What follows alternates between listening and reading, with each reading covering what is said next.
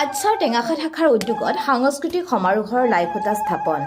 অসম চাহ জনজাতি ছাত্ৰ সন্থা চমুকৈ আটছাৰ টেঙাখাত শাখাৰ উদ্যোগত তথা নন্দনবন উপশাখা লাহোৱালবাৰী পাৰ্বতীপুৰ নিউ কৈলাশপুৰ নিউ সদাশিৱ বছাপথাৰ কৈলাশপুৰ চম্পাবাম চাহ শ্ৰমিক গোট জাতীয় সমাজ সংগঠন টেঙাখাতবাসী ৰাইজৰ সহযোগ আৰু টেঙাখাত শাখা মহিলা সমিতিৰ আতিথ্যত অহা 30 নৱেম্বৰ আৰু 1 ডিচেম্বৰ তাৰিখে দুদিনীয়া কাৰ্যসূচীৰে নন্দনবন লাহোৱালবাৰী খেলপথাৰত এক বিশাল সাংস্কৃতিক সমাৰোহ উদযাপন কৰিবৰ বাবে আয়োজন কৰা হৈছে। সেই অনুসৰি দেওবাৰে দুপৰীয়া লাহোৱালবাৰী খেলপথাৰত স্থানীয় পুৰোহিত বিকেন উৰাওৱে পৰম্পৰাগত বিধি অনুসৰি পূজা অৰ্চনা কৰাৰ পিছতে সমূহীয়াকৈ লাইখুটা স্থাপন কৰা হয়। লগে লগে স্থানীয় শিল্পীসকলে ঝুমুৰ নৃত্য পৰিৱেশন কৰি উদযাপনস্থলীত এক সুন্দৰ পৰিৱেশ ৰচনা কৰে।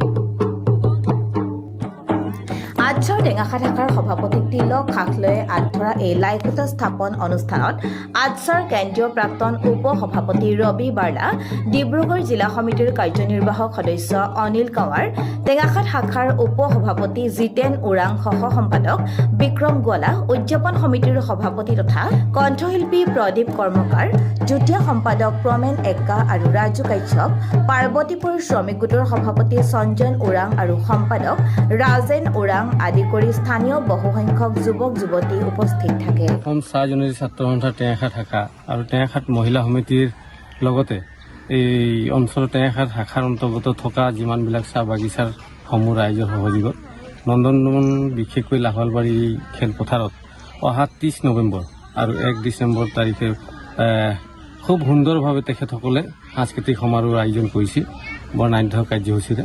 আৰু তাৰে আজি প্ৰথম লাইখুটা স্থাপন কাৰ্যসূচী তেখেতসকলে ইতিমধ্যেই সমাপ্ত হৈছে।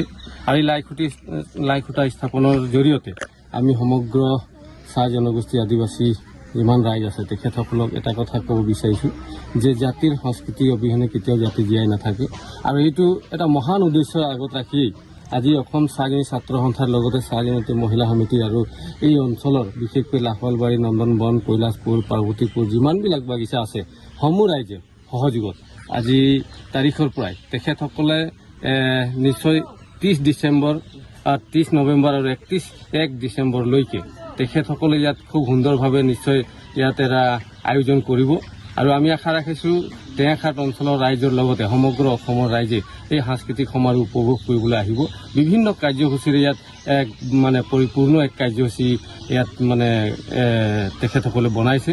এই কাৰ্যসূচীবিলাক সফল ৰূপায়ণ কৰিবৰ কাৰণে ছাত্ৰ ছাত্ৰীৰ লগতে সাংস্কৃতিক লগতে সাহিত্য সাংস্কৃতিক প্ৰত্যেকটা দিশ ইয়াত তেখেতসকলে উপস্থাপন কৰিবৰ কাৰণে চেষ্টা কৰিছে।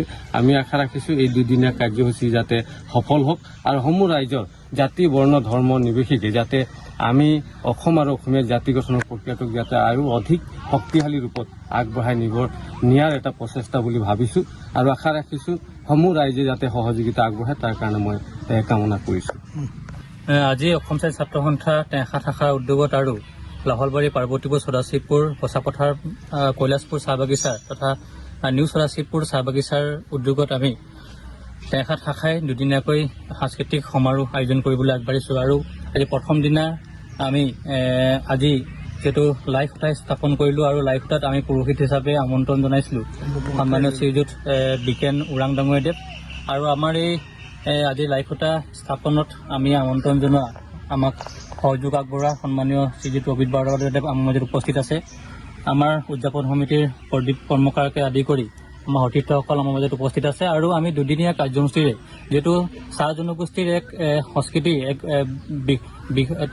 বহুত বহল এক সাংস্কৃতিক ভঁৰাল আছে আৰু সাংস্কৃতিক দিশটোক আমি আগুৱাই লৈ যোৱাৰ ক্ষেত্ৰত যিহেতু আমি আমাৰ উঠি অহা প্ৰজন্মক যুৱ যুৱতীসকলক চাহ জনগোষ্ঠীৰ 108টা জাতিৰো অধিক জাতি আছে আৰু প্ৰত্যেকটো জাতিৰে নিজা নিজা কলা সংস্কৃতি আছে। এই কলা সংস্কৃতিসমূহ আমি জীয়াই ৰাখিব চেষ্টা আগত ৰাখিছোঁ আৰু ইয়াক উপস্থাপন কৰিবলৈ আমি ছাত্ৰ ছাত্ৰীসকলক যাতে আমাৰ সংস্কৃতিসমূহ জীয়াই ৰাখে বা ইয়াক আমি আমাৰ ছাত্ৰ ছাত্ৰীসকলক আমি কেনেধৰণৰ ইয়াক উপস্থাপন কৰিব পাৰোঁ তাৰ বাবে আমি সাংস্কৃতিক সমাৰোহখিনি আয়োজন কৰিছোঁ। আৰু এই সাংস্কৃতিক সমাৰোহ লগতেই আমি যিহেতু দুদিনীয়া কাৰ্যসূচী আমি ৰাখিছোঁ, দুদিনীয়া কাৰ্যসূচীত ছাত্ৰ ছাত্ৰীসকলৰ শৈক্ষিক প্ৰতিযোগিতাসমূহ ৰাখিছোঁ।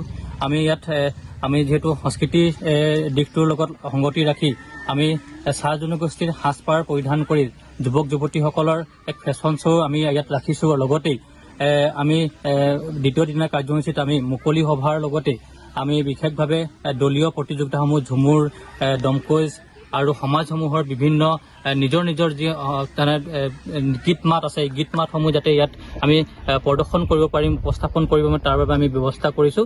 আৰু আশা ৰাখিছোঁ যে আমাৰ এই দুদিনীয়া কাৰ্যসূচীত সমূহ ৰাইজে আমাক সহযোগ কৰিব আৰু আমি এই কাৰ্যসূচী যাতে আগুৱাই লৈ যোৱাৰ ক্ষেত্ৰত আমি সমূহ টেঙাখাটবাসী ৰাইজৰ লগতে অসমৰ প্ৰত্যেকটো প্ৰান্তৰ ৰাইজক, সংস্কৃতিপ্ৰেমী ৰাইজক আমি আমন্ত্ৰণ জনাইছোঁ। আৰু আমি যিহেতু তৃতীয় দিনীয়া কাৰ্যসূচী আমি অসমৰ জনপ্ৰিয় শিল্পী অমিত তাঁতী আৰু লগতে উৰ্বশী গড়ক আমি আমন্ত্ৰণ জনাইছোঁ আমি এই সাংস্কৃতিক সন্ধিয়াৰ দিনাত। আৰু প্ৰথম দিনা কাৰ্যসূচীটো আমি আমাৰ স্থানীয় যিসকল শিল্পী আছে, বিপুল মিঞ্জ, অনিমা তুৰিকা আদি কৰি কেইবাগৰাকীও শিল্পীয়ে ইয়াত গীত পৰিৱেশন কৰিব। গতিকে আমি আমাৰ এই অঞ্চলৰ ছাত্ৰ ছাত্ৰীসকলৰ লগতে আমি যিহেতু শিক্ষাৰ লগতে আমি সংস্কৃতিৰ দিশটো আমি আগুৱাই লৈ যাবলৈ চেষ্টা ৰাখিছোঁ। গতিকে আমাৰ এই অনুষ্ঠানটো যাতে সফল ৰূপায়ণ কৰে আমি সকলোৰে পৰা আমি সহায় সহযোগিতা কামনা কৰিছোঁ। আৰু আজি এই অনুষ্ঠানটোত আমি লাইখুঁটা স্থাপন কৰিছোঁ আৰু আজিৰ দিনৰ পৰা আমি যি আমাৰ এই কাৰ্যসূচী আমি খুব সুন্দৰভাৱে আয়োজন কৰাৰ বাবে আমি প্ৰচেষ্টা আগবঢ়াম। গতিকে সমূহ ৰাইজক আমি আমন্ত্ৰণ জনাইছোঁ। ধন্যবাদ। Desk report, Tengakhat live. টেঙাখাতবাসীৰ বাবে সুখবৰ, নতুন ৰূপত আত্মপ্ৰকাশ সুলভ মূল্যৰ বিপণী মেক্স গেইন। ইয়াত পাব চাউল, দাইল, তেল, চাবোন আদি সকলো ধৰণৰ নিত্য ব্যৱহাৰ্য সামগ্ৰী। পাব বিভিন্ন ধৰণৰ কছমেটিক্স আৰু প্ৰসাধন সামগ্ৰী। সুলভ মূল্যত উপলব্ধ হ'ব পুৰুষ, মহিলা আৰু ল'ৰা ছোৱালীৰ ব্ৰেণ্ডেড পিন্ধনৰ সাজ পোছাক। গতিকে আহক, উন্নত মানৰ সামগ্ৰী সুলভ মূল্যত বজাৰ কৰাৰ আনন্দ মেক্স গেইনত লওক।